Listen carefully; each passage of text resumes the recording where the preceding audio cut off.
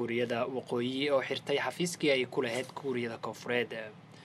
dowladda kuuriyada waqooyi ayaa xirtay xafiiskii xiriirka diblomaasiyadeed ee sanad ka hor laga furay dalka kuuriyada koonfureed xilli xiriirka labada dal uu soo hagaagayay.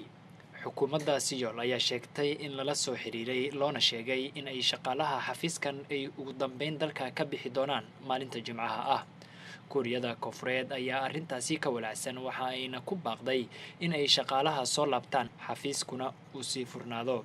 wax kulan ah ma uusan dhex marin labada kuuriyo tan iyo kulankii bishii lasoo dhaafay ee dhex maray hogaamiyaha kuuriyada waqooyi Kim Jong Un iyo madaxweynaha Mareykanka Donald Trump kaasoo natiijo la'aani kusoo dhammaaday.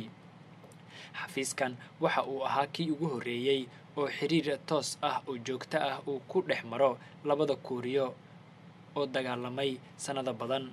wariyaha BBC-da ee Seoul ayaa sheegaysa in madaxweynaha kuuriyada koonfureed Moon Jae uu rajeynayay in xiriirka kala dhexeeya waqooyiga uu gaaray heer uusan saameyn ku yeelan karin xitaa haddii waqooyiga ay isku dhacaan Mareykanka. tan iyo intii uu burburay shirkii bishii hore ee Vietnam ka dhacay, Pyongyang ayaa ku hanjabaysay inay dib u bilaabi doonto tijaabada gantaalada ee nuclear-ka.